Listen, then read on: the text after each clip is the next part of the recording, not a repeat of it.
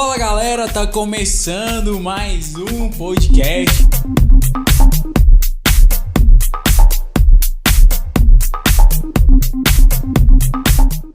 Muito obrigado aí pela sua companhia nesse dia de hoje. Que Deus te abençoe. Hoje eu tô aqui com uma pessoa muito especial, né? Depois de muito tempo, muita insistência, ela aceitou esse convite de estar aqui. Muito obrigado, Keila. Keila Braz, mas também conhecido como Tia Keila, né? Mais conhecida como Tia Keila, na verdade. Muito obrigado por você aceitar esse convite de estar aqui no nosso podcast, Andando com o Mestre. Amém. É uma honra mesmo poder te receber aqui. A honra é toda minha. Engraçado que quando você ouve assim, alguém falar, vai gravar um podcast. Nossa, que chique nada, vem aqui, tá no meu lugar. Obrigada pelo convite, pela confiança. Não esperava mesmo gravar um podcast de jeito nenhum, mas já que estamos aqui, né? Vai ser bem, se Deus quiser, que eu possa transmitir o que o Senhor tem feito na minha vida, né? De uma forma assim verdadeira. Eu creio. É muito bom assim. Muito tempo eu esperava, né, pra gente poder gravar esse podcast, assim, pela sua história de vida, pelo aquilo que Deus tem feito na sua vida, que nós vamos poder compartilhar aqui um pouquinho hoje, né, daquilo que Deus tem feito através da sua vida, né, na vida de outras pessoas. É muito bom. E começando, né, nosso podcast, eu sempre faço essa pergunta, nesse primeiro bloco que eu tenho feito. E tem a ver muito com isso, né? Com esse quadro, Andando com o Mestre. Uhum. E eu queria saber de você, como que começou esse andar com o Mestre Jesus na sua vida? Como que foi? Então, nos dias... Eu fui assistir os podcasts todos, né? Pra ver o que as pessoas estavam falando. Eu começo sempre assim, como eu sou muito agitada, eu não consigo ver uma coisa assim de uma vez só. Eu vejo hoje um pedaço, o outro. Falei, nossa, esse trem é muito grande, não vou falar muito não, só que eu falo muito. E aí eu fiquei pensando como começou a minha vida com o Senhor, né? Porque assim, eu nasci também num lar cristão, como tantas outras pessoas. Mas isso não quer dizer que isso foi um encontro que a pessoa teve com o Senhor porque nasceu num lar cristão. E aí eu comecei a pensar. E aí eu tava conversando com o querido, ouvindo... O querido é meu marido, tá, gente? O Evandro. Mas eu nem sei chamar ele de outro nome. E aí eu conversando com ele, no dia que eu tava assistindo o podcast, aí ele falou assim, querido... A gente acha que a vida com o mestre... crente há tantos anos, né? E aí teve muito recente, um acontecido muito importante na minha vida, que foi em 2018. Era pra você ver quanto tempo, pouquinho tempo, né? Eu fiz 40 anos, né? Esse ano tem 40 anos que eu sirvo a Jesus. Amo sempre a mim, o Senhor. E aí eu fui contar pra ele que em 2018 eu comecei a ter um encontro diferenciado com Cristo. Não que eu não tivesse antes, mas como eu tenho uma história de vida assim bem diferente, não de muitas pessoas, mas assim, eu não fui criada pela minha mãe, não conheci meu pai e fui criada pela minha avó. Só que até chegar na minha avó eu tive uma outra história. E aí quando foi em 2018, uma tia Regina, se ela assistir depois ela vai lembrar, ela era a tia dos Joias Preciosas na igreja e ela conheceu minha mãe quando minha mãe estava grávida de mim, né? E aí ela pegou e me mandou uma mensagem de aniversário, no meu aniversário em 2018. E todas as vezes que eu vou falar eu me emociono muito. E aí nessa mensagem ela dizia assim, parabéns minha princesa, que ela é muito carinhosa, né? E eu não sou muito princesa não, gente, eu sou casca grossa, delicada igual coxa de mula. E aí ela falou assim, parabéns minha princesa, e falou assim que ela estava admirada pelo que o Senhor estava fazendo na minha vida, pela família que eu tinha conquistado, pelo ministério. E ela começou o trabalho com crianças quando eu era criança, e eu trabalho com crianças agora, e ela me falou uma coisa que eu nunca tinha pensado daquela forma. E aí ela falou assim, olha, eu lembro quando a sua mãe estava grávida de você e vocês não tinham para onde ir. Sua mãe estava na rua, grávida de você, abandonada. E o pastor da época, era o pastor Euclides, ele acolheu minha mãe. Minha mãe batizou, ela estava grávida de mim, então eu batizei 2 vezes. Então o pastor acolheu minha mãe, me acolheu.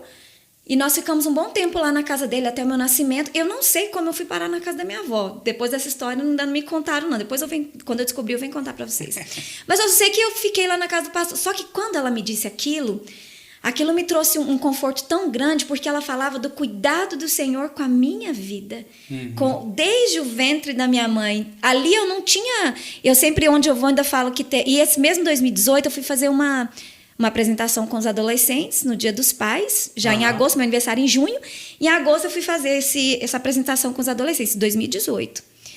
E aí, quando a Vitória que escolheu a música, nós fomos fazer homenagem para os pais. Eu sempre fiz, nunca tive problema em fazer homenagem pro Dia dos Pais, mesmo não conhecendo meu pai, não sei quem é, não sei que jeito que é. E aí a música começou a ensaiar, eu coloquei a música para ouvir enquanto eu limpava a casa. Aí a música dizia assim: eu tinha tudo para dar errado, eu tinha tudo para perder, e tantas vozes ao meu lado, eu escolhi ouvir você. Se eu pudesse expressar com tudo que sinto na canção, eu diria assim: olha, eu te amo demais. Veja em seus olhos o amor do Pai. Eu só sei que depois desse dia, eu comecei a chorar de uma forma. Não era uma alegria, era um vazio. Era um vazio, e aí no dia da apresentação, era um domingo de manhã, depois da escola bíblica, e aquele vazio, eu comecei a sentir falta do Pai terreno de uma forma como eu nunca tinha sentido na minha vida. E eu achei que, para mim, aquilo não fazia diferença. Só que o fato de eu ter recebido aquela mensagem, falado que eu tinha sido abandonada com minha mãe na rua, sem ter para onde ir, e eu sabia que Deus tinha cuidado, eu tinha vivido tantos milagres na minha vida, eu sabia que Deus tinha cuidado, que Deus estava cuidando. Só que a falta do Pai terreno, aquela hora inundou meu coração. E eu não conseguia apresentar. Passei a música todinha chorando na apresentação. E eu não entendia aquilo, por que aquilo estava acontecendo. Logo em seguida, veio os cursos da UDF. E aí eu fui entender a necessidade que eu tinha do Pai terreno. Ali eu comecei a entender que Deus... O encontro que eu tive com Jesus foi diferente. Ele começou a me mostrar, inclusive em um dos veredas que eu fiz, o Senhor me mostrou nitidamente, Ele me abraçando, me carregando no colo, em todos os momentos que eu precisei do Pai terreno.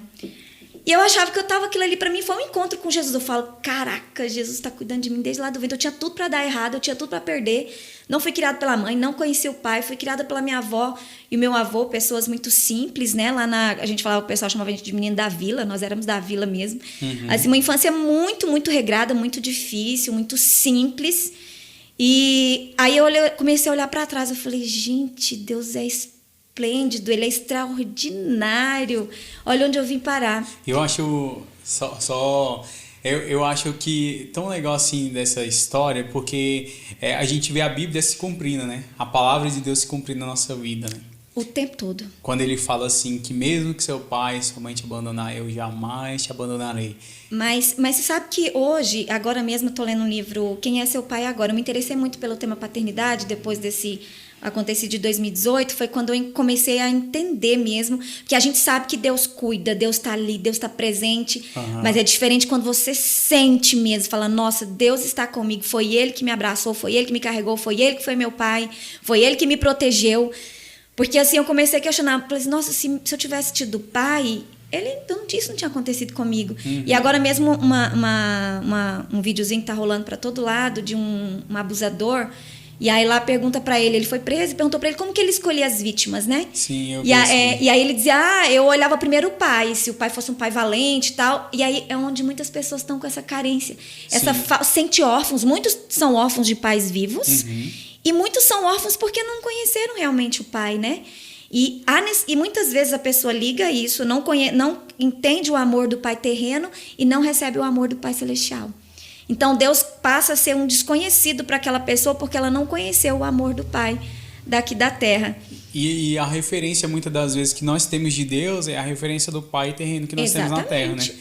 É o reflexo, vamos dizer assim. Se você tem um pai que ele é violento, que ele é abusador, que é essa referência que você vai ter de um Deus que ele também é assim. Exatamente.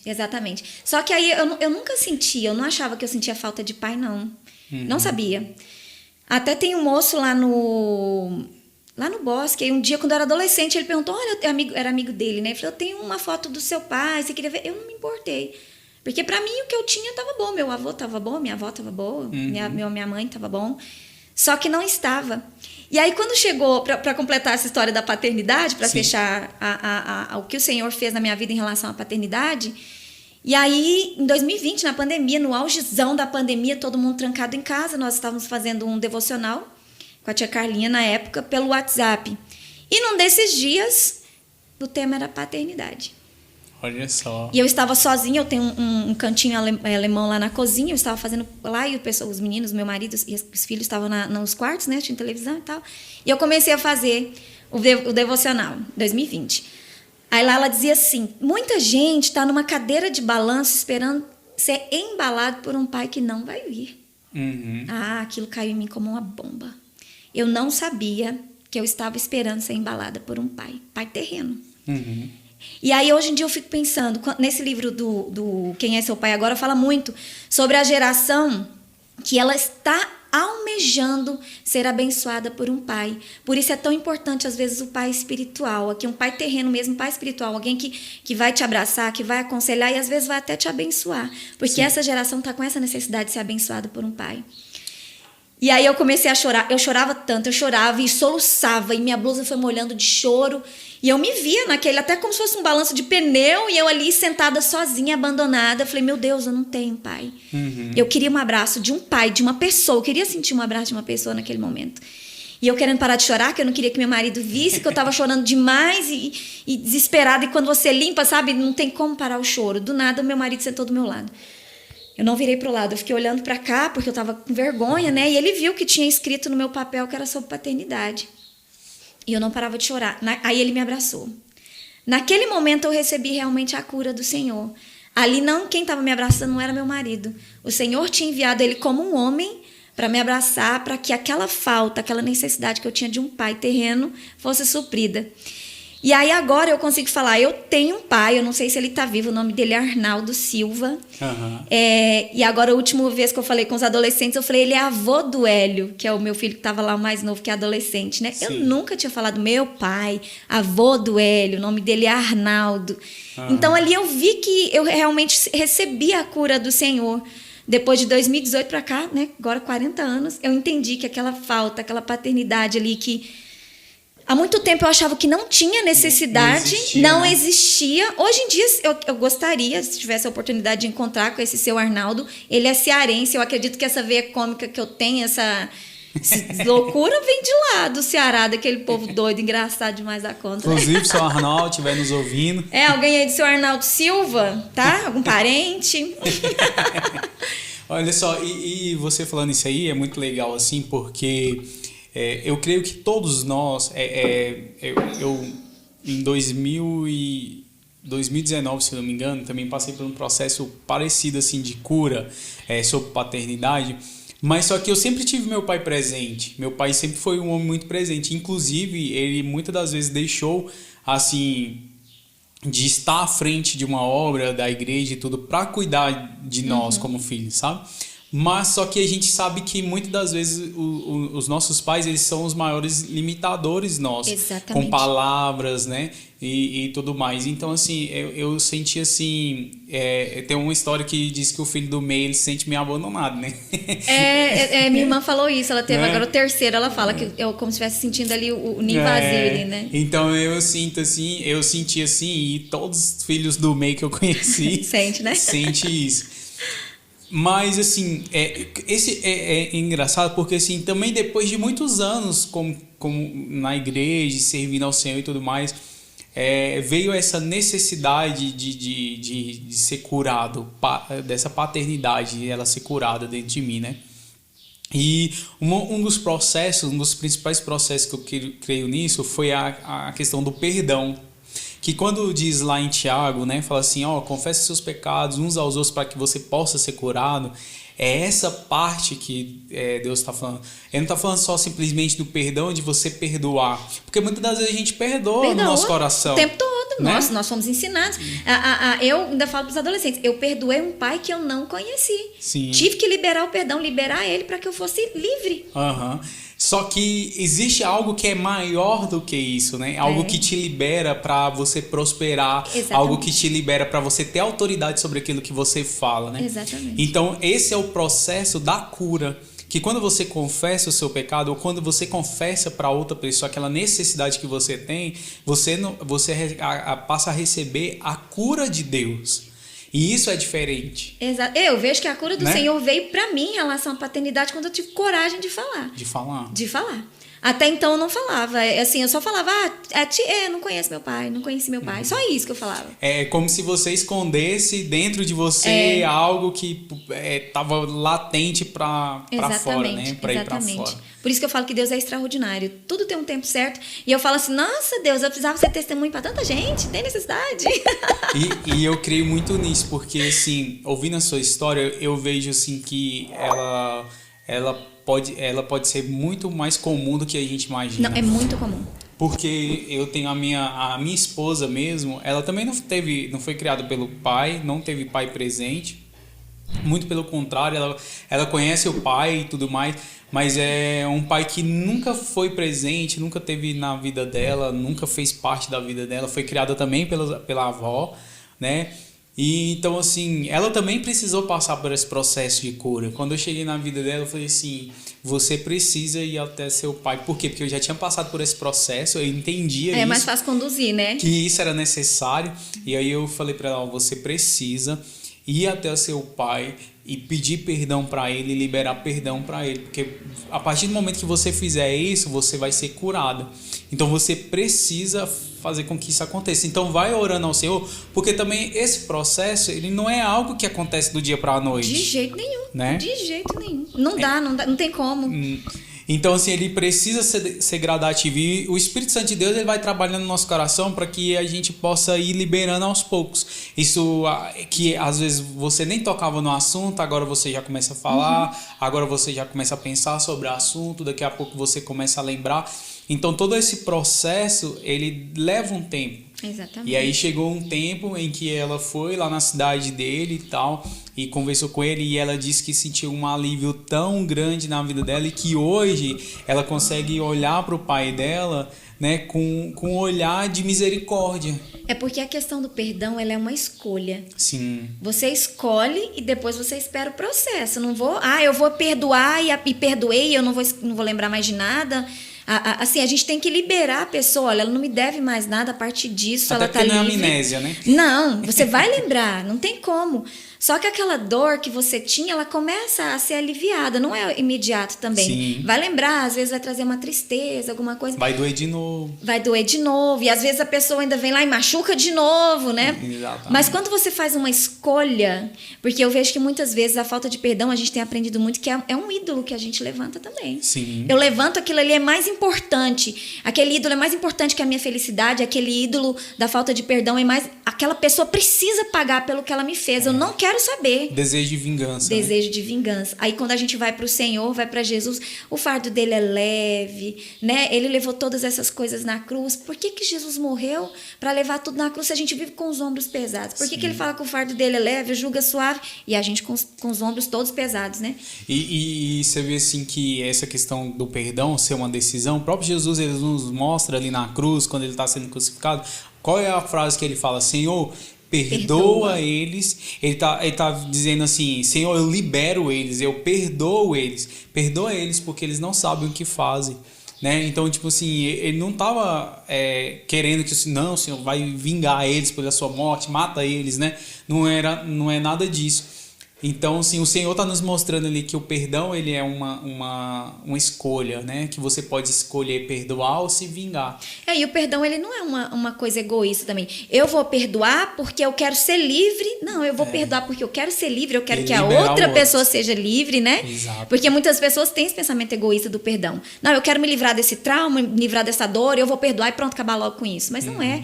O perdão ele é um ato tão lindo, eu acho que é um ato tão importante. Porque você vai ser livre, vai tornar outra pessoa livre e a partir dali realmente para florescer, para frutificar realmente e viver de uma forma... Gente, eu imagino... Assim, eu não tinha essa dor de falar, não perdoa. Eu não tinha isso. Agora, imagina uma pessoa que ela dorme com isso, acorda com isso, com aquele sentimento de que eu preciso. É uma sede, assim, incansável, uma busca incansável. E é algo tão interessante, porque, por exemplo, como a gente falou... A gente pensa que, às vezes, liberar a pessoa no sentido assim, só de que, não, eu te perdoo. Eu perdoo você pelo aquilo que você fez. Mas, se não existir cura, você realmente não consegue liberar aquela pessoa. Porque toda vez que vier algo, você vai lembrar, fez de novo. a pessoa me machucou de novo. É um machucadinho, né? Que cria uma casquinha. Acho que lá em Isaías fala sobre isso, que aquela ferida não foi amolecida com óleo, né? E tá ali aquela casquinha, uma batidinha que dá, já machuca, não foi machuca curado. De novo, não foi curado. Então, quando você passa pelo processo de cura, não é só simplesmente liberar o perdão. Exatamente. Né? Realmente você teve cura. E eu até conversei isso em outros podcasts, e eu falo sobre isso porque é essa cura que eu acredito, e esse perdão que eu acredito, em que, por exemplo, quando nós somos feridos, é a capacidade de ir lá e abraçar essa pessoa. É a capacidade de ir lá e conviver com essa pessoa que te feriu. Porque esse é o perdão que cura de verdade. Né? Então, assim, é esse perdão que Deus quer gerar no nosso coração. Exatamente. Esse perdão de uma forma que eu tenho a capacidade de conviver com essa pessoa de novo. Porque hoje, por exemplo, você liberou o perdão pro seu pai, você pode ir ao encontro dele e, assim, mesmo depois de todos esses anos que ele não te procurou, que ele não te viu, mas essa capacidade que Deus nos dá de ir até lá e você querer o bem dele. Exatamente. Eu sim, eu acredito que através do que o Senhor fez na minha vida, eu já tenho, inclusive, testemunhos de pessoas porque esse testemunho meu não é mais novidade para muita gente, né? Eu já tenho contado em muitos lugares e já tenho testemunho de pessoas que tinham a vida assim, presa mesmo em relação ao pai, esperando esse pai que estava em dívida. Realmente os pais estão em dívida. A gente não pode eximir os pais da culpa também, não, porque nós, filhos, estamos nessa busca incansável por perdoar, por mudar, por trazer uma vida diferente para essa nova geração. Mas tem muitos pais que ainda estão em tempo de reconhecer: nossa, eu errei com meu filho, eu estou em falha com meu filho. Muitos pais dentro de casa. Eu terminei um curso agora, Alcançando o Coração do Seu Adolescente. E um dos maiores causadores de trauma no coração dos filhos são os pais. A maioria deles pela hipocrisia. Faça o que eu falo, mas não faça o que eu faço. Faça o que eu falo, mas não faça o que eu faço. Aí em casa é uma coisa, no trabalho é outra, na igreja é outro. Aí chega em casa, quer que aquele filho que muitas vezes o adolescente, entrando na parte do adolescente, o adolescente vai se rebelar.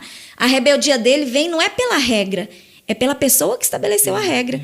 Que moral ele tem para querer me educar, para poder me ensinar isso, se ele faz tudo ao contrário, ela faz tudo ao contrário, né? Por isso que nós temos, assim, não estou culpando os pais também, não é bem isso, mas assim, muitas vezes, a maioria das culpas da rebeldia dos filhos vem dos pais. Mas, exatamente. E eu creio assim que quando você recebe Jesus, você recebe uma nova vida, você vai ser transformado e tudo mais. Então, assim, os pais, quando ele recebe Jesus, ele tem que ter essa consciência. E eu creio que muito o limitador disso é essa postura, às vezes, da religiosidade. Exatamente. Né? Principalmente, eu vi muitos lares de pastores sendo destruídos, os filhos nas drogas, os filhos não querendo saber de igreja, não querendo saber de Jesus. Exatamente por essa postura: não, eu sou pastor, eu não posso chegar no meu filho e pedir perdão pelo erro que eu cometi. Ou então, era pastor na igreja e quando chegava dentro de casa, tratava a mãe mal, tratava o filho mal, não estava nem aí para o filho. E muitas outras posturas que vêm de um caráter que não foi transformado, ou então simplesmente se escondendo atrás de uma posição, né? Porque assim, você pode ter o chamado de pastor, beleza, ser pastor aqui, mas quando você chegar diante de Deus, você é só filho. Porque o nosso primeiro ministério é o nosso lar, né? É a nossa família. Lar. É a nossa família. Nós temos a UDF lá na nossa igreja, na Assembleia de Deus, tem sido um marco assim de transformação para famílias inteiras. É incrível assim o que o Senhor tem feito de 2017, 2018 para cá. Porque as pessoas estão escolhendo essa transformação para o evangelho genuíno, crendo mais na palavra do que no que o outro fala. Vamos ver se isso está na Bíblia mesmo. Eu preciso pedir perdão para o meu filho, eu preciso pedir perdão para minha esposa, o homem precisa realmente ser o varão, o sacerdote, o protetor daquele lar ali. A mulher está assumindo uma posição diferente em relação à criação dos filhos, em relação a cuidar da casa. Isso, assim, tem sido maravilhoso. Então, nós temos visto que Há uma busca agora das famílias, uma busca por mudança. É claro que sim, não vai conseguir alcançar todos, porque alguns ainda têm a cabecinha muito fechada, né? E assim, a gente até entende, porque não dá para a pessoa oferecer alguma coisa que ela não recebeu. Ainda mais se a pessoa é mais de idade. Ali somos nós que vamos ter que entender. Foi uma das coisas que eu aprendi nesse processo de cura, né? É exatamente isso. Eu não posso cobrar algo do meu pai que ele não teve. Exatamente. Isso eu tenho falado muito. E aí, por exemplo, quando eu fui olhar para mim, eu fui olhar para meu pai... Cara, meu pai não teve mãe presente. A mãe dele faleceu quando ele tinha 4 anos de idade. Então, tipo assim, eu imagino, ele foi criado pelo pai e a madrasta depois, né? Mas com 12, 13 anos ele saiu de casa, foi morar sozinho. Então, essa paternidade ele nunca teve. Então, na verdade, quando eu fui olhar para trás, eu tive misericórdia do meu pai. Por quê? Então. Porque meu pai me deu muito mais do que aquilo que ele já teve, que ele recebeu, entendeu? Através de Cristo Jesus, que o transformou e tudo mais. Então eu passei a ter misericórdia. Então, às vezes, também o filho, ele tem que ter esse olhar pro seu pai. Né? Exatamente. Porque às vezes a gente só quer acusar o pai, porque minha mãe, que é isso, principalmente os adolescentes, né, de hoje. Mas se você parar e olhar, o que será que seu pai teve? O que será que seu pai recebeu? Mas eu acho que essa geração de adolescentes, ela assim, mesmo que os pais são mais ausentes, eles ainda têm mais a oferecer do que os pais da minha geração. Que a minha geração é Y, né? X. Isso. Nossa geração X. Essa geração sofreu mais em relação à falta do pai, da mãe mesmo. Agora, essa próxima, que é a geração Y, indo já para a geração Z... ela já tem um pouco, os pais já têm um pouco mais de entendimento. Sim. Então, eles estão mais ocupados com o trabalho, querendo dar o melhor para o filho, para poder recompensar o que eles não receberam. Isso não vai ser o suficiente, né? Não vai ser o suficiente. Na verdade, o bem material, ele vai ser simplesmente algo passageiro, né? Passageiro. O que fica realmente... Estão tentando consertar de uma forma errada, né? O que fica realmente em nós é aquilo que nós fomos ensinados dentro... É o caráter, né? Os princípios que ficam dentro de nós. Isso aí que marca. Eu li um livro agora recente, Criança com C, da Jaqueline Hayashi, e lá fala do Ministério Infantil, fala que muitas crianças vão vir para nós uma vez só por semana na igreja. Muitas delas vão ser discipuladas em casa. Muitas não, a minoria. A minoria. Profetiza, né? Em nome de Jesus. E as que não serão, algumas não vão ter oportunidade. E quando chegar lá na sua classe, no seu culto, é você que vai ter que fazer o máximo para que aquela criança conheça Jesus, conheça a verdade, conheça a palavra, porque talvez seja a única oportunidade que ela vai ter durante aquela semana. Porque os pais, eles não têm mais aquele tempo de sentar, fazer um culto ali no lar com a criança, de ter A Jana que veio aqui, ela faz um trabalho diferenciado. Mas digamos assim que é 1 em 1 milhão, né? Assim, de inculcar a palavra, de abençoar. Essa consciência, né? De que ele precisa fazer isso. Não, é porque não é fácil, não. Assim, hoje os meus filhos estão grandes, eu não fiz também, eu não tive esse ensino. Hoje em dia falando, nossa, queria que eles viessem agora. Vou dar oportunidade para os netos. Os netos vão ter que fazer tudo que eu não fiz com os filhos, vão fazer com os netos, né? Então, assim, é uma geração... Assim, o que a Jana faz, o trabalho que ela faz com o Samuel, ela tem influenciado outras mães. Sim. Só que elas não têm a mesma... A Jana tem assim, uma coisa, assim, o testemunho dela é muito forte, então ela já vem desde do ventre, né, o Samuel. Então, se as mães entendessem aquele projeto dela e falassem, não, isso aqui não é gastar tempo, é investimento. Sim. Não é fácil não, gente. Não é fácil não. Porque o meu filho mais novo já foi diferente, eu já tinha um pouquinho mais de entendimento. O mais velho está com 22 anos, o mais novo está com 15, né? Mas eu queria ter tido agora esse entendimento que eu tenho de alguns anos para cá, quando eles eram crianças. Porque se você trabalha a criança, se você consegue alcançar o coração da criança, porque o coração dela é de quem chegar primeiro. Sim. Mas precisa permanecer. Porque criança vê, criança faz. Não tem jeito. Uma vez o Abimael, ele trabalha com criança, é um senhor já. Ele perguntou para nós se num dia aceitaram Jesus 2,5 vidas. Quantas pessoas são? Aí a gente ficou assim, sem saber responder, mas a maioria perguntou que aquelas 2,5 vidas respondeu, eram 2 adultos e uma criança. E na verdade não é. São 2 crianças e um adulto. O adulto já está com a vida, né? bem avançado. A criança está iniciando, por isso 2 vidas e meia. A criança está no início. Ali você vai poder trabalhar o caráter, discipular. Ali você vai poder empregar melhor os princípios. Agora o adulto é mais difícil. Já tem as concepções, já tem as suas ideologias, né? Então, se a gente bem entendesse hoje a importância de você discipular a criança desde o ventre, não vou nem dizer depois que nasce, não, tem que ser desde o ventre. Acho que os judeus, eles fazem muito isso, eles inculcam ali, conversam, pregam, cantam. Quando a criança nasce, eles já vão lá no berço já, a primeira coisa que eles fazem é ler a palavra para a criança, já abençoar desde do berço. Imagina se nós conseguíssemos, igual você vai ter um bebezinho, já começa, viu? Sim. Já fala com eles. É menina? Menino? Menino.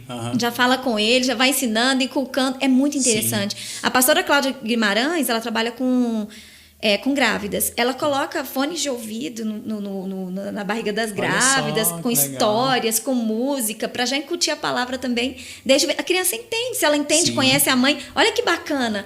Se as pessoas entendessem que você pode, desde o início lá da concepção da criança, você começa a inculcar a palavra no coraçãozinho dela. Muito bacana. Eu vi um vídeo sobre isso aí, né? Que a criança, ela saiu, né? Nasceu ali da mãe ali. E aí ela pegou e chorando assim, copiosamente. E aí, de repente, ela ouve a voz do pai. Olha, eu tô aqui. Aí o pai coloca ela aqui e começa a falar com ela. Ela começa a ouvir a voz do pai e ela começa a se acalmar. Por quê? Gente. Porque ela ouvia a voz do pai desde o ventre, desde a barriga ali. Ela ouvia a voz do pai e tudo, né? Então você vê assim como que realmente isso é importante. Faz muita diferença, né? Faz muita diferença. Eu olhando assim para tudo isso, né? Principalmente por esse ministério infantil, eu vi uma ministração e ele falava assim que o ministério infantil dentro da igreja deveria ser um dos ministérios mais importantes. Mas isso a gente tem pregado muito. E é bom que a nossa pastora, a pastora Ana Mitz, ela fez pedagogia por causa do ministério infantil. Porque ela sempre foi pastora, estudou para ser pastora, seminarista, então ela já sabia, né? Então ela fez pedagogia para que ela pudesse atender melhor. Porque muitas vezes, como pastora, ela teve que ser a líder do ministério infantil da igreja dela, da congregação que ela era pastora. Porque ela não já chegou pastora presidente, né? Então, Deus deu esse entendimento para ela. Então, assim, eles têm esse pensamento de investir no ministério infantil. Não são todos os pastores, não. E isso, de uma forma geral, eu até falo assim, por quê? Porque dentro do ministério infantil, é como você falou, ali é a base, onde eles estão começando, estão crescendo. Tudo pode ser alinhado ali, né? Exatamente. A fé, a questão da palavra e tudo mais. Então, assim, você também não pode colocar qualquer pessoa para cuidar do ministério infantil. Tem que ser pessoas preparadas. E o que a gente via muito na década de 90, principalmente, né? Que onde começou esse movimento, que veio das comunidades, né? De trabalhar as crianças separadamente e tudo mais. Mas que, na verdade, era só uma forma de tirar as crianças do culto para os pais prestar atenção. Porque as crianças incomodavam. Fazem barulho. Exatamente. Eu não incomodava, não, porque minha avó bliscava. Os pais, os pastores, na verdade, naquela época, faziam mais ou menos o que os discípulos fizeram quando as crianças foram até Jesus. Exatamente. Eu sempre que eu vou pregar para as crianças, agora o tema que eu estou usando é sobre o abuso infantil, né?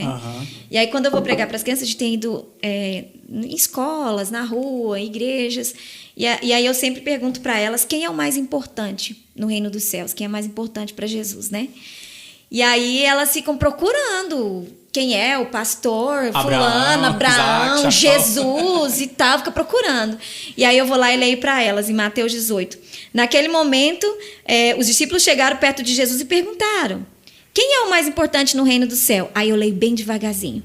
Jesus chamou uma criança, colocou na frente deles e disse: eu afirmo a vocês que isto é verdade.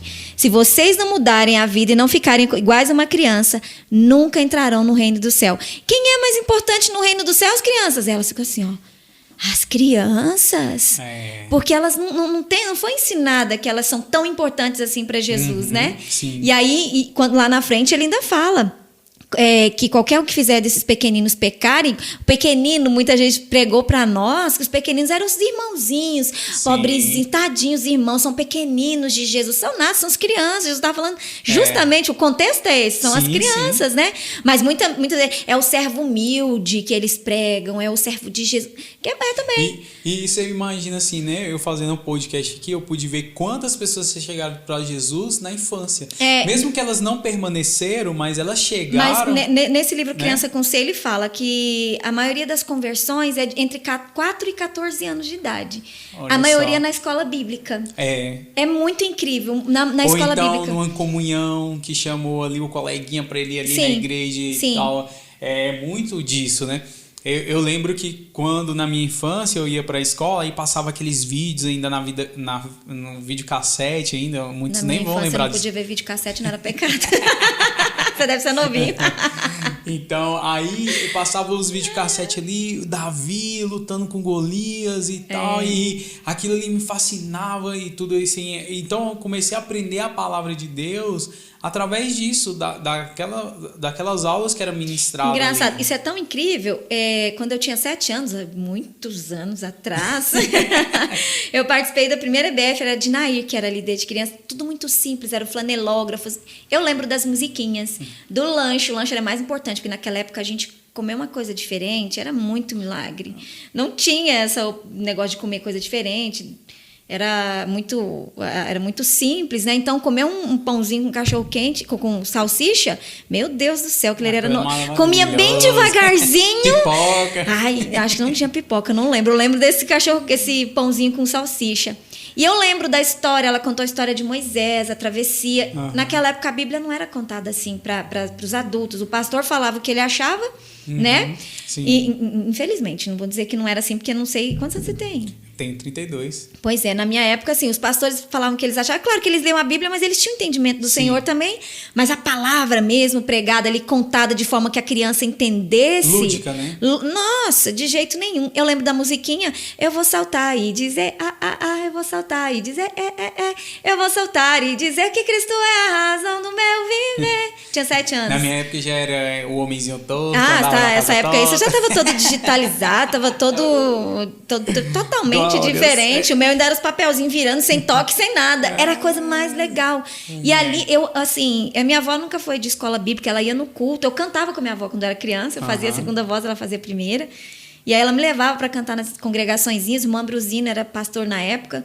E a gente colocava, às vezes, a gente num caminhão, no F4000, ou numa carroça, e a gente ia cantar, assim, que nas Formosa era praticamente 100 habitantes.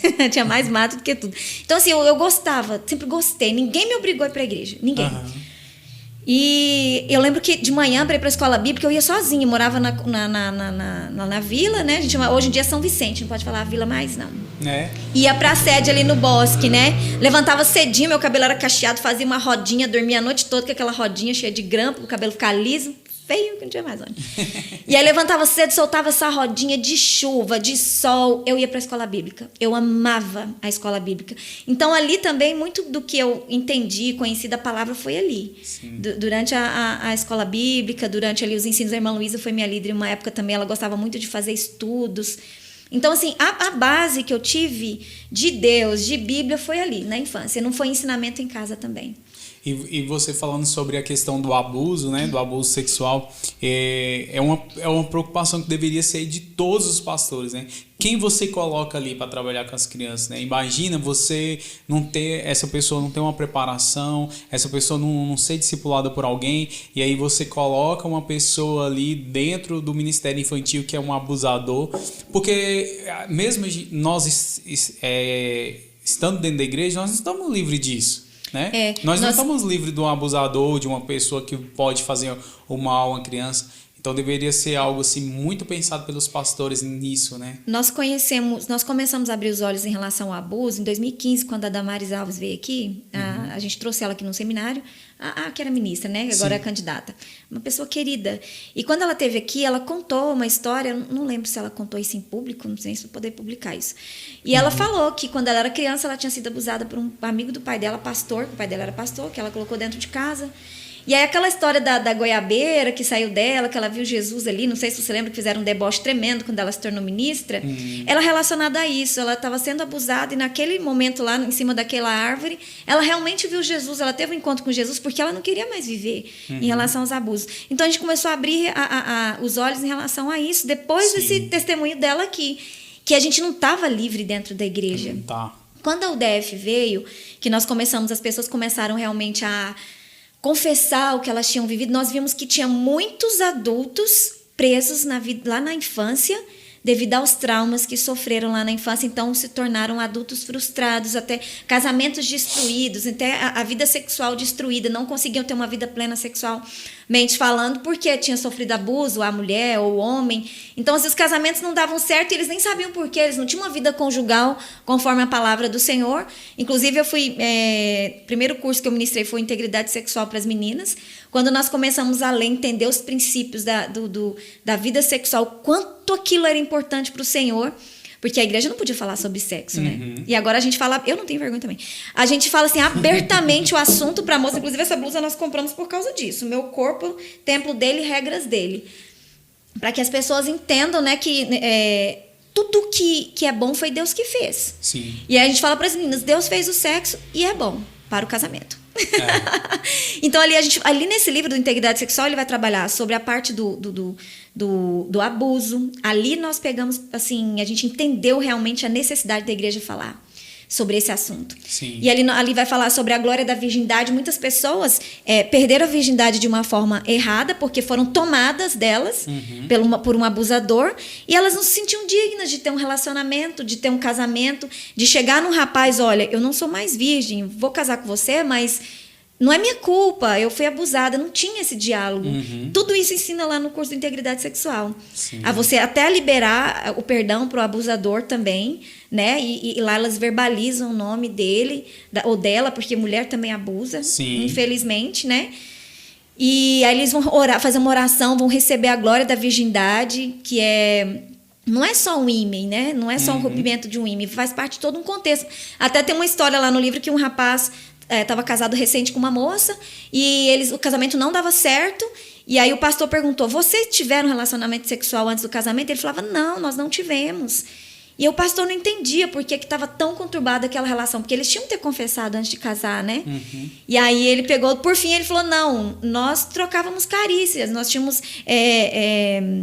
eles faziam sexo oral, eles não entendem que não é o rompimento do ímã importante, né? O corpo é templo do Espírito Santo, então é no todo. É a santidade no a Bíblia completo, né? Exatamente. A Bíblia fala que às vezes o desejo do coração ele é até mais forte do que o ato em si, porque fala lá que se você pensou e você teve vontade, sentiu, já é pecado, você pecou, né? Então, assim, nós temos entendido... E aí, o que nós fazemos com a criança? Eu uso muito o livro chamado da Tartanina, O Segredo da Tartanina, que é uma tartaruguinha que vivia muito feliz, mas do nada ela começou a carregar um baú muito pesado. E naquele baú, o baú cada dia mais grande, ela não quer contar o segredo dela para ninguém, nem para a professora, nem para os amigos, nem para os pais. E o baú dela só vai crescendo. E um dia um amiguinho vê ela entrando na casa de um polvo, que é o polvo malvo, que era pai de um polvinho amigo deles. E lá ele vê o pai do polvinho tirando foto da tartaruga sem o casco. É a forma com que a gente vai interagir com a criança e explicar o abuso, né? E aí tem uma luvinha que a gente usa e mostra que a criança tem várias partes do corpo e que uma delas ninguém pode tocar. E a gente vai mostrando para a criança quais são as partes que não podem ser tocadas. Nós ensinamos para elas a importância do conselho tutelar. Todas têm medo do conselho tutelar. Todas. É uma coisa incrível. É como se o conselho tutelar fosse uma coisa muito perigosa. Porque as pessoas fazem isso. Os pais fazem isso, a escola faz isso. E eles não entendem o conselho tutelar como uma forma de proteção. Aí a gente incentiva a ligar para o Disque 100, incentiva a contar para uma pessoa de confiança. E já aconteceu. Das crianças falarem. Já aconteceu.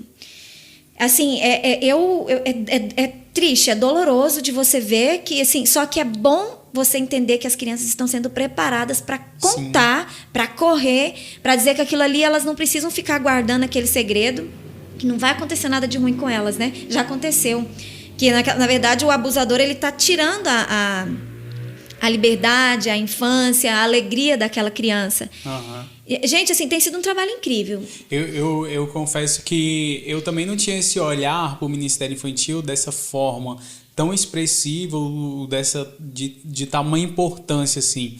Depois que eu ouvi essa palavra, essa ministração, eu comecei a olhar, até tive uma conversa com minha esposa sobre isso, eu comecei a olhar para o Ministério Infantil de uma forma totalmente diferente, um dos ministérios mais, eu vejo ser um dos ministérios mais importantes da igreja hoje, né? Que, querendo ou não, as crianças de hoje vão ser os adolescentes de amanhã, que vão ser os jovens e que vão ser os futuros pastores, futuros evangelistas, né? Então, assim, se a base ela não for bem feita, ou se a base ela não for bem formada, lá na frente vai dar algo errado. Se a criança não fosse tão importante, não tinha tanto investimento pesado, ruim em cima delas. Mas quando você vai ver lá na Bíblia, a criança, desde o início, queriam destruir as crianças. Lá na época de Moisés, ali quando Jesus nasceu, sempre foi pensando em exterminar crianças importantes, né? Ou não dando o devido valor, né? Davi, porque era uma criança. Samuel, porque era uma criança. Exatamente. E foram pessoas, assim, crianças que Deus usou de uma forma incrível, né? De uma forma extraordinária. E aí hoje você vê, o mundo está investindo pesado.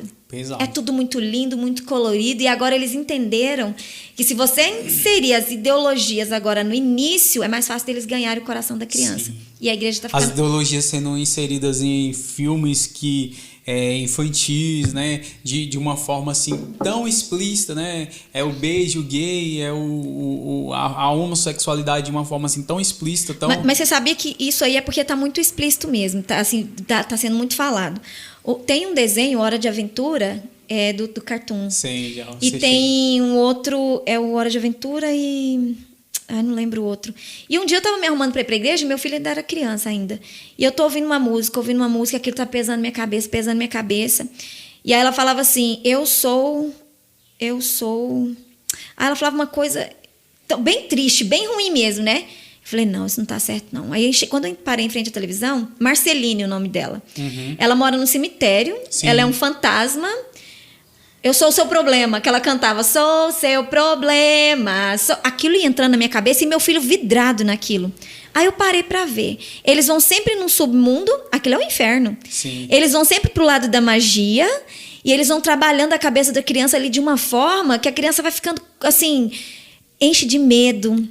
Completamente vibrada naquele... mas ali é onde eu vi que muitos pesadelos, medo, vai sendo incutido no coração da criança. Aí a criança não consegue dormir bem.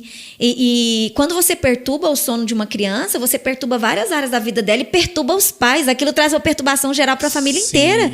A Ana Paula Valadão, no seminário Amo Criança, contou um testemunho que o inimigo queria destruir ela na infância. Ele não deixava ela dormir. Ela só dormia depois que os pais cantavam Senhor, põe teu anjo aqui, Senhor, põe teu anjo ali. Não é da sua época, não. Com a espada desembainhada. E ali ela conseguia dormir. Ele perturbava o sono dela a noite inteira.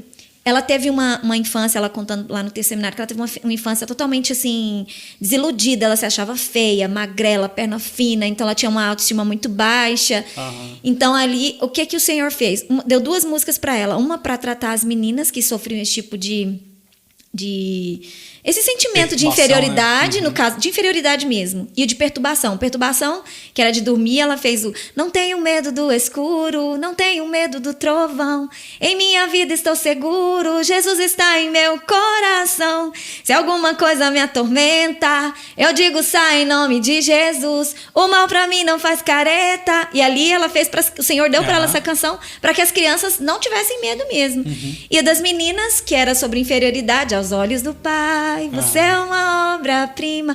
Quem disse que a Ana Paula Valadão sofreu tudo isso? Mas começou na infância. Sim. Porque Satanás sabe que se ele age na infância, ele destrói os sonhos, destrói aquela criança na infância, traz uma criança para a vida adulta cheia de traumas, ele ganhou a batalha. E até você consertar aquilo ali dá trabalho. Dá trabalho. Nós recebemos crianças ali na igreja. Agora sim, nós estamos fazendo de uma forma diferente. Agora mesmo nós vamos fazer um curso, um treinamento sobre o autismo. Nós estamos recebendo crianças autistas. Nós queremos trazer essa parte de que a igreja esteja pronta, esteja apta para receber todas as crianças. Todas as pessoas, né? Todas as pessoas, crianças assim, porque às vezes assim, eu fiz pedagogia, fiz o magistério, que eu queria fazer, mas assim, eu tenho muito sonho de fazer psicologia ainda, estou quase certo. Se não fosse a preguiça, tempo eu tenho para fazer. Mas assim, eu preciso ter um pouco mais de coragem para fazer psicologia. Nós precisamos, a igreja precisa disso. E assim, nós trabalhamos lá com, assim, tem pedagogas, tem as meninas que fizeram letras. Então, nós estamos buscando uma forma de alcançar essas crianças dentro da necessidade de cada uma delas, né? Então, a igreja, ela precisa ser uma igreja que tenha essa acolhida. Porque muitas vezes os pais não vão, porque as crianças não são acolhidas ali na igreja, nas suas necessidades. Não tem pessoas preparadas, né? Ali na igreja nós conseguimos dividir as crianças em todas as idades. Maternal, berçário, infantil, juniores, pré-adolescentes. Ali é bem divididinho. Já nas congregações eles já não têm tanta... eles não têm estrutura, né? Não tem, talvez... A gente tem tentado. Desenvolvemos um plano de ação. Nós temos uma equipe assim, fantástica. A Silmara, a Jana, a Janaína, a Ingrid. E tantos... Nós temos 40 professores no Ministério Infantil. Não é suficiente. Não é. Não é. Ali não é. Assim, a demanda é muito grande, né? Então, assim, as meninas têm tentado... Não temos homens. É necessário ter homens. Inclusive, nessa palestra que eu ouvi, ele falava sobre isso, a necessidade no Ministério Infantil de ter homens. Temos. Por causa que para trazer essa representatividade do pai exatamente. E da representatividade de Deus, né, dentro do Ministério Infantil. Então, quando só tem a representatividade da mulher, fica aquela coisa assim. Aí você pensa assim, uma criança que ela vem de um lar onde só tem a mãe, não tem o pai. Aí ela chega na igreja, ela vai para a escola, para a salinha, ela chega lá e tem só a representatividade da mulher de novo. E aí? Ela passa a achar que aquilo ali é o correto, é o certo. Né? Que a mulher que domina, que todas essas coisas. Então, assim, ela passa a achar que ela não precisa do homem ou da representatividade masculina ou paternidade dentro de casa. Exatamente. Naquela revolução ali que teve em 60, 70, 80, onde foi o auge das drogas, da liberdade sexual, da AIDS, que veio toda aquela revolução ali, que veio os hippies e as pessoas tiveram era a tal do paz e amor, né? Sim. Que nada de paz e amor, era coisa nenhuma. Ali começou essa geração, onde as mães ficaram sozinhas em casa com os filhos. Aí onde aconteceu muito divórcio. Foi a Revolução Industrial também. A Revolução, né? exatamente. As mães ficavam em casa só com os filhos. E aí o que aconteceu? Veio uma geração fraca, uma geração sem referência masculina, onde a mãe era o pai, ela era a educadora, ela era a gestora, ela que supria todas as necessidades. Para o homem, para os rapazes, para os meninos, foi mais difícil. Porque veio uma geração mais fragilizada. Porque faltou essa referência do homem. E o feminismo contribuiu bastante também. Porque movimentozinho sem vergonha. Contribuiu muito para que acontecesse tudo isso. A mulher queria um direito que ela não era direito, aquilo ali. A mulher quis tomar o lugar do homem nessa geração, nessa revolução do feminismo aí. Mas a mulher não consegue fazer o papel do homem e o homem não consegue fazer o papel da mulher. Cada um no seu quadrado. Cada um no seu quadrado. É importante, a mulher precisa sim, se a mulher tem desejo de trabalhar, ter uma carreira, fazer ótimo, muito legal. Mas ela tem que entender que a importância da mulher dentro de casa em relação na criação dos filhos, o homem entender a importância dele, o papel dele dentro de casa não é só de provedor. Ele tem de educador também, porque às vezes o homem deixa muita responsabilidade para a mulher. E o homem é que traz os princípios do lar, né?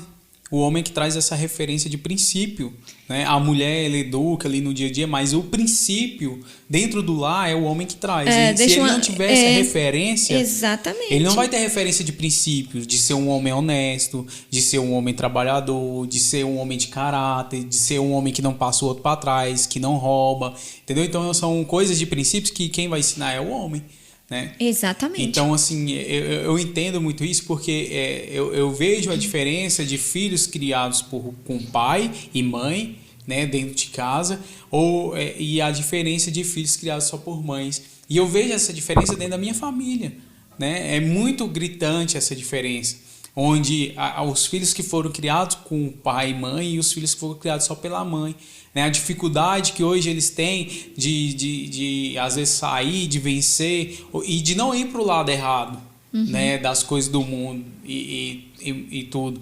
Então, assim, essa referência de pai ela é necessária, ela é de fundamental importância. E o pai, que eu falo assim, essa referência ou essa presença, ele não deve ser só simplesmente a presença de estar lá, né? De o estar corpo. lá, exato. Tem que ter a responsabilidade. Tem que ter a responsabilidade. Um dos maiores desafios hoje é a comunicação. Porque a gente vê que essa geração hoje ela está trancada, cada uma no seu canto. Sim. Cada um no seu quarto. Eu tenho um filho adolescente de 15 anos, ele adora um quarto. Nossa, mas ali se deixar, não sai nem para comer. Mas quando eu fiz o curso de Experiência do Lar, assim, a gente sempre comeu. É muito importante lá em casa sentar à mesa, estar à mesa para comer. Sim. E aí, quando eu fiz a Experiência do Lar, eu entendi que não era só sentar para comer. Era um momento de maior comunhão com a família, onde estaria o pão da presença, que é Jesus.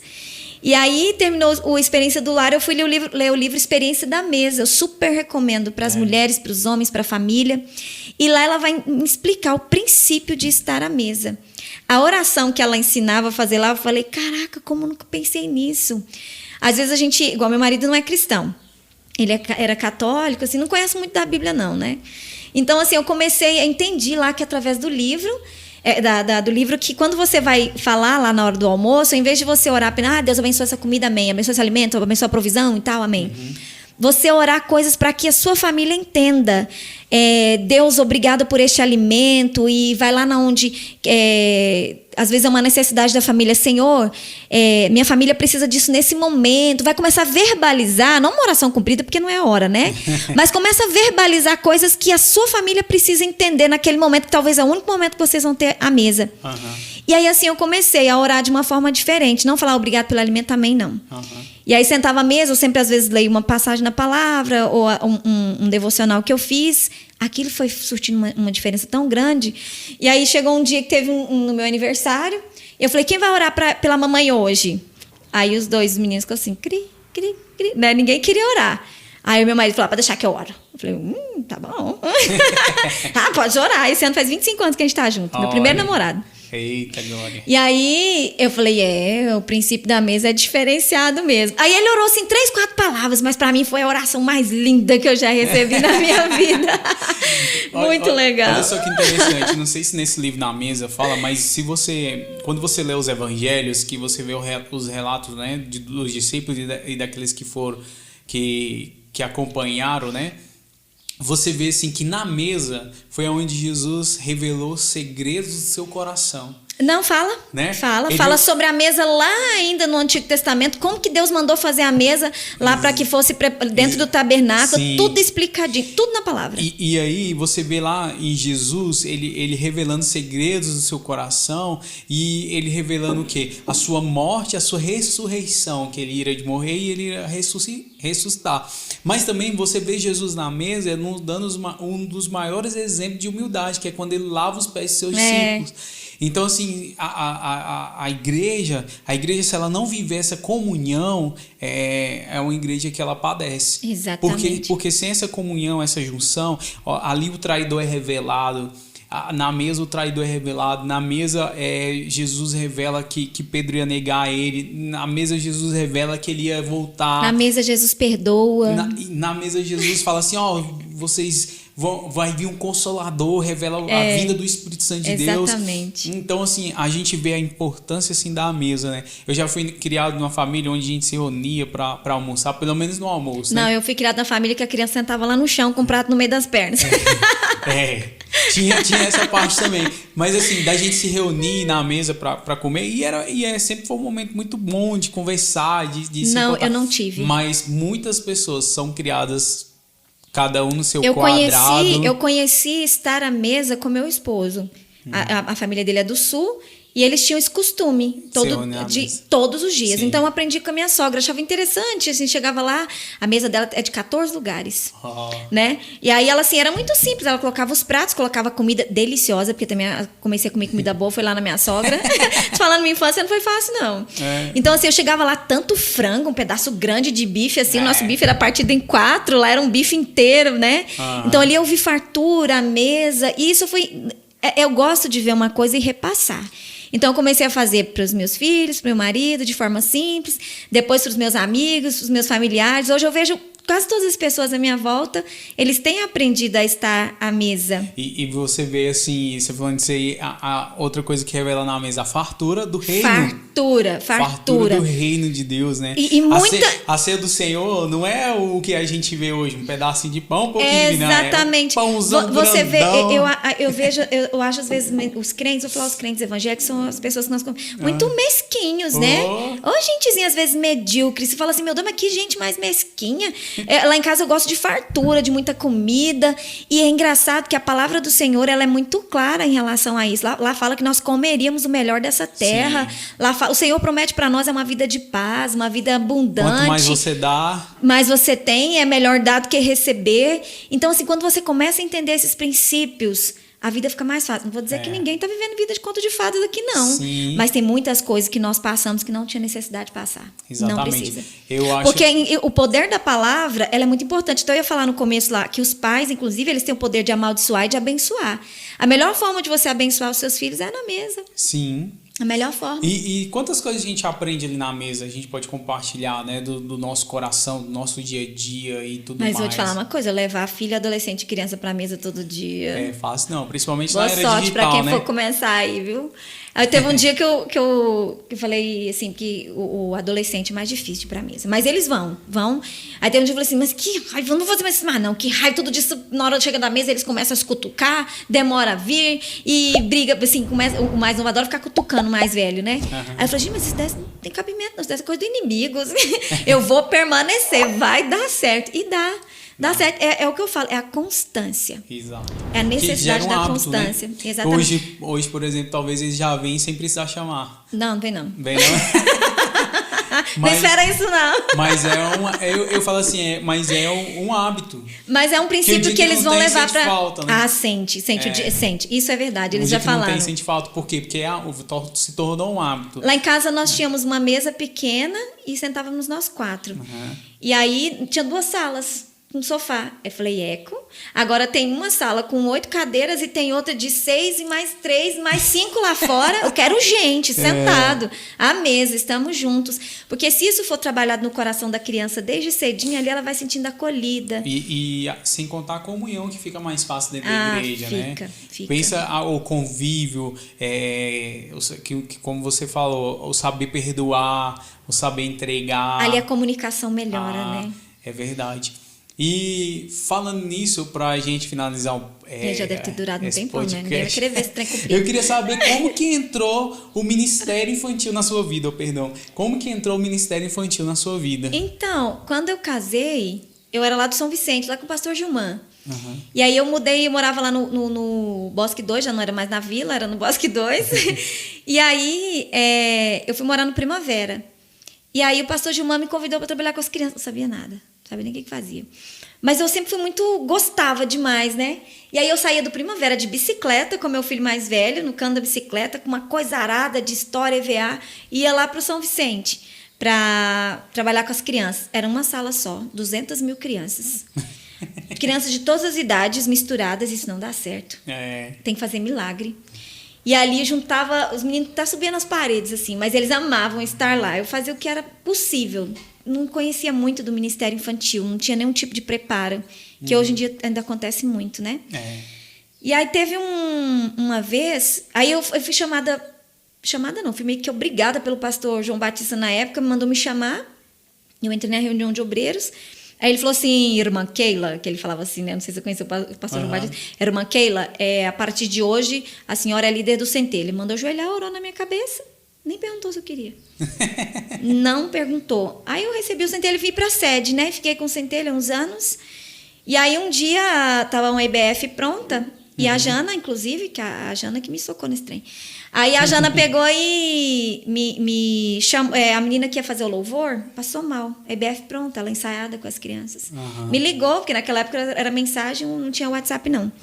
Me ligou pedindo para ir lá cantar com as crianças, porque a que ia cantar estava passando mal, não ia poder. Cheguei lá com a cara de pau, mais cara de pau da face da terra, não sabia uma música. Na IBF, 3 dias de IBF. E eu lembro que tinha uma música da Tia Jô, que falava, pula, gira, Sei não, acho que nada não. Criança de Jesus tem energia pra... Sei não, era uma música assim. Eu não sabia a música. Então eu gritava, animava as crianças. Botava as crianças pra pular, pra cantar, pra girar.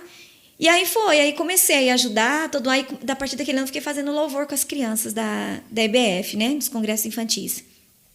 Aí teve um dia que a Jana pegou e ia fazer um treinamento do Royal Kids, que era crianças intercessoras. Um trabalho que nós tínhamos fantástico, de crianças que oravam. E aí nós fomos para o Rio de Janeiro fazer um treinamento para o Royal Kids, que era crianças intercessoras. Aí a Jana me chamou, quem estava disponível na época era só eu e a Ingrid, filha do pastor Inácio, já era o pastor Inácio na época. Nunca tinha andado de avião, não conhecia o mar. E aí vai na cara e na coragem, para o Rio de Janeiro, uma menininha bobinha, que nunca nem tinha andado de avião, mal de ônibus, que eu passava mal de andar de ônibus também, então eu evitava. Fomos para o Rio de Janeiro fazer esse treinamento. Aí lá eu comecei assim, ter mais entendimento. Falei, nossa, é assim o Ministério Infantil, não é só ir lá animar as crianças, né? Aí nós fizemos esse treinamento lá, voltamos para Formosa, aí começamos a ir para o seminário Amo Crianças, que é um dos maiores seminários que tem no Brasil, é um dos maiores. E lá nós começamos a entender. Aí a Jana trazia muitos... Amo Criança, o nome do chama seminário? Eu Amo Crianças, em Brasília. É gigantesco. E lá no começo ele treinava mesmo os professores. Agora, como a maioria já tem muito acesso, a internet dá tudo. Só não é um bom líder hoje em dia quem não ora e não pesquisa. Sim. Se você orar e pesquisar, não tem como você fazer um trabalho de qualquer jeito, não. A internet te dá tudo. Aí você só precisa colocar a sua criatividade e a graça do Senhor mesmo ali no projeto e desenvolver. Na nossa época, quando nós começamos, não. Era na cara e na coragem o papelzinho mesmo. Não tinha, não. Hoje em dia, nós investimos muito em material. Chega uma história dessas que a gente conta, aqueles EVAzinhos ali, que o povo acha que é só um EVAzinho, chega a custar R$500 uma história. Uau! De que a gente manda fazer. Antigamente eu confeccionava, eu mesmo fazia, hoje em dia não quero mais, não. Hoje em dia eu prefiro arrumar um dinheiro, a gente fazer uma vaquinha e pagar, né? Mas um material daquele que a gente usa para contar a história, essa história da tartanina mesmo, para nós saiu mais de R$500. Pra que a gente, só que assim, vai usar muito, a gente empresta, muita gente pode usar esse material, né? E aí a gente começou a já trazer muitos seminários para cá, nós começamos a treinar, e eu assim, apaixonada por criança. Na época, eu trabalhava em 3 escolas, dava 10 aulas por dia. Não. 10 aulas. E aí, 6h30 eu estava lá ensaiando centelha, domingo na escola bíblica, dava aula terça-feira. Aí, em 2013, tive uma estafa, não conseguia nem me levantar, tive que ir para o psiquiatra, eram muitas outras coisas juntos, né? Que nem pensava que eu ia passar para o psiquiatra. Achei que eu não gostava mais de criança. Falei, não, meu problema é criança, eu não quis mais voltar na escola. Inclusive, no São José, nunca mais eu voltei. No Visão, mas não é por causa da escola, não eram ruins, eram lugares muito bons de trabalhar. Sim, sim. Só que no São José, alguma coisa me bloqueou lá na época e eu não voltei mais. No Visão, eu voltei, ainda fiquei mais 5 anos. Hoje em dia, eu não trabalho em lugar nenhum. Ajudo de vez em quando, assim, nas postagens da loja, em casa. Mas meu amor por criança sempre foi muito grande. E Satanás quis colocar isso no meu coração, porque eu não gostava de criança. Que meu problema era as crianças, quando eu fiquei doente. E, na verdade, não era. Era lá que estava a minha cura, né? Porque na infância eu sofri os traumas. Sim. E eu trouxe para a vida adulta. E naquele momento ali, talvez alguma coisa acionou esse gatilho, né? Acionou. É porque é uma história longa também, tinha que ser outro podcast, aí já vai para outra história. Então foi uma história muito longa, foi um sofrimento muito grande, eu não aceitava porque eu ia no psiquiatra, não entendia porque eu tinha ido. Mas aí eu voltei. Dia que eu chegava de terça-feira, que era de dar aula na igreja, minha pressão caía para 7/6, 7/8, eu não conseguia levantar. Não dava conta de ir. Era a coisa mais estranha do mundo. Eu não conseguia ir para a escola. Chegava na escola, enrolava as mãos, endurecia as pernas. Meu marido já teve que me carregar da escola. Então, naquela época lá, Satanás quis me parar, mas ele não deu conta, não conseguiu, não. Quebrou a cara. Glória a Deus. E aí foi indo. Aí a Jana engravidou de Samuel, que era o maior sonho da vida dela, né? E me pediu para ficar de líder com a outra Janaína, que elas eram líderes já há muito tempo. Aí entrei ali, fui enfiada, eu falo, pela Jana ali. A Jana foi me colocando. E, gente, nós temos, assim, uma afinidade no Ministério Infantil com a liderança, de adolescentes também. Sim. É porque hoje nós estamos falando de criança, né? Sim. Mas ontem eu ainda até comentei com as meninas, falei, gente, como é bom trabalhar com essa equipe que a gente tem de criança e de adolescente. Nunca nesses, digamos, entre 12 e 15 anos, nunca tivemos uma divergência. Nada. Falar assim, não, fiquei triste com aquela pessoa ali, não quero mais trabalhar com ela.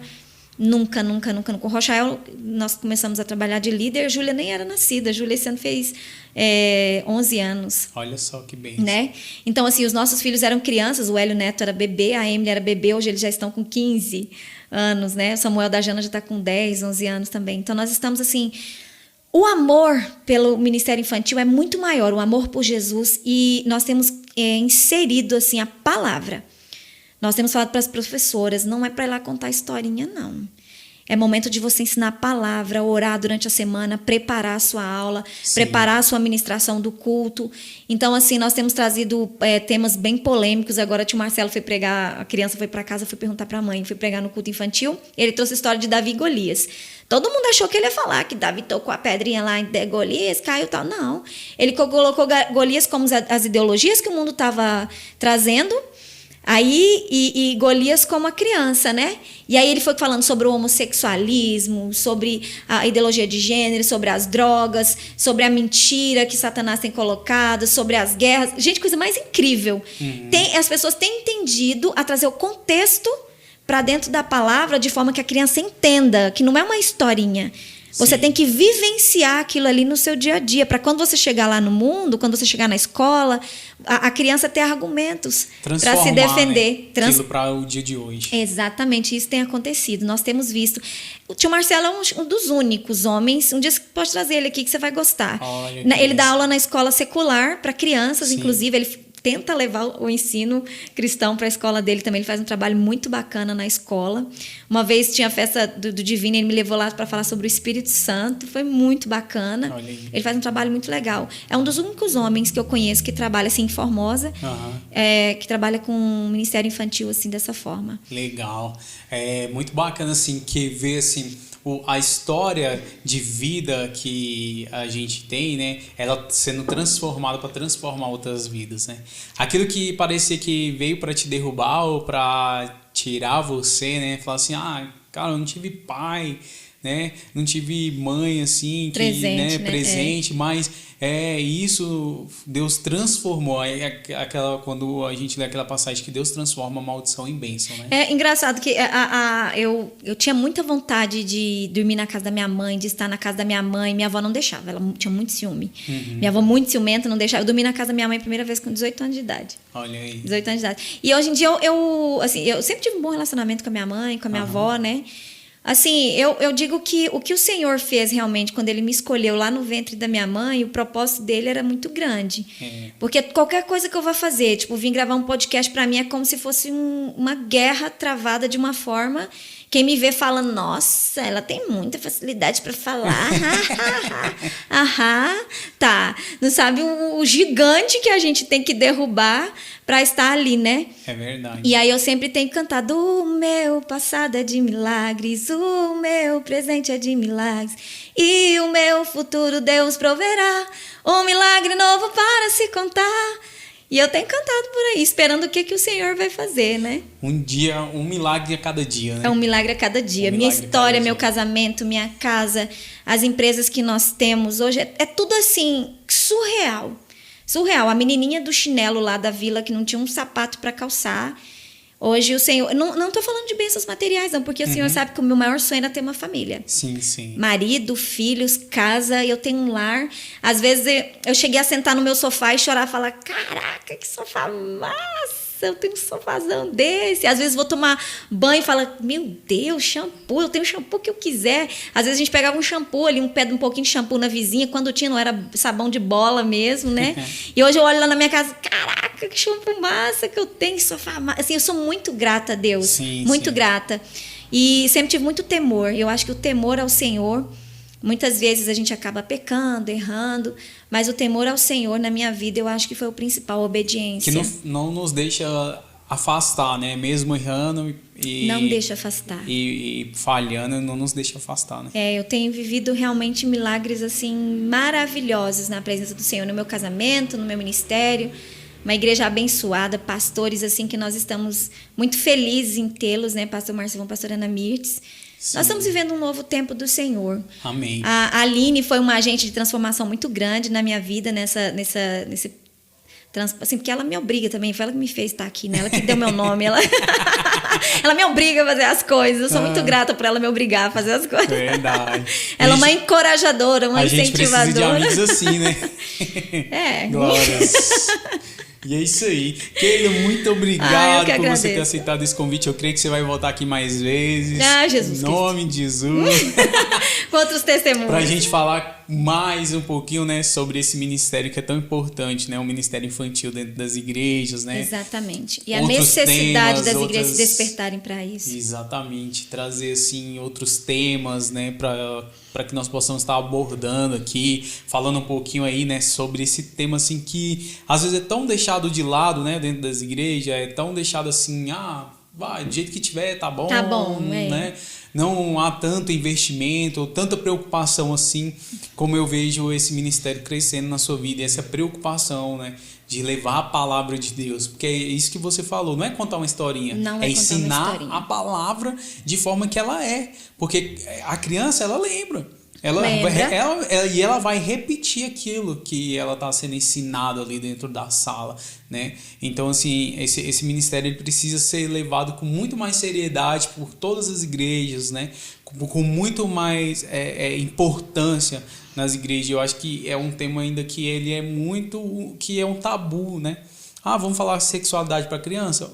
Se você não falar, se a igreja não ensinar... É a melhor forma, é o melhor lugar que vai ensinar a luz da palavra. E se a igreja não falar, o mundo vai falar. E vai falar de uma forma totalmente deturpada. Totalmente como deturpada. Vem falando o tempo todo, né? Totalmente. Então, assim, a igreja ela precisa se atentar para isso. Algumas coisas que eram tabus lá atrás, elas precisam ser quebradas para que as pessoas entendam. Se eu não falar com um adolescente, com um jovem, sobre sexualidade, sobre o namoro santo, sobre esperar o momento certo para ter relação sexual, o momento certo para se envolver, o momento certo para namorar, porque tem que ter um momento certo. Tem que ter um momento certo. Adianta um adolescente de 15, 14 anos querer namorar hoje? Primeira coisa que a gente pergunta para o adolescente você tá namorando? Você tem quantos? 13 anos, 14? Você vai casar? Daqui a quantos anos? Né? Quando terminar a faculdade, você vai conseguir namorar esse tempo todo aí com essa pessoa? Em santidade. Em santidade. Aí vai criando laços. Com uma aqui, outra ali, até cair em pecado. Né? E simplesmente por um desejo, né, que domina muitas das vezes o corpo mesmo, né? Uhum. Essa questão assim de exatamente lá fora ser falado de uma forma e ele tá ali na escola, ele tá ali junto com os amigos em outro lugar e se você não preparar essa criança, esse adolescente com a base realmente para ele poder ir para esses lugares e falar assim, cara, não é isso que eu tenho aprendido. Exatamente. Não é sobre isso, né? Então, eu creio que vai vir muito mais vezes aqui a Keila. Meu Jesus, tem misericórdia. Mas foi um prazer estar aqui. É engraçado que quando quem perguntou, o que é podcast? Falei, é falar, você ser ouvido, você ser visto, é um bate-papo, é uma conversa, não é muito comum, né? É uma novidade, assim, para muita gente ainda é novidade ainda, né? Tá chegando aí agora, mas você vê assim que é algo bem legal, assim, e que às vezes a gente traz um conhecimento de uma forma tão descontraída, falando um pouco daquilo que Deus fez na nossa vida, né? Tem feito nas nossas vidas. Exatamente. Depois vai ter muito testemunho ainda para contar. Amanhã eu vou viver a realização de um sonho. Minha família vai se reunir pela primeira vez. Minha avó tem 11 filhos. Olha pela primeira vez, os 11 filhos estarão todos juntos. Depois você vai vir contar aí sobre essa experiência. Sonho de criança, sonho de projetando. Então, assim, Deus... Eu tô falando, Deus é... Por isso que eu falo, meu futuro... Deus proverá milagres novos para contar. Em nome de Jesus. E é isso aí, galera. Eu quero agradecer você que nos acompanhou até aqui. Se você gostou desse conteúdo, curte aí, compartilha com seus amigos, tá bom? Se inscreva aí no nosso canal Andando com o Mestre e não deixe de ativar o sininho aí, tá bom? Para que você possa receber todas as notificações. Muito obrigado e que a paz que excede todo entendimento guarde seu coração em Cristo Jesus. Amém.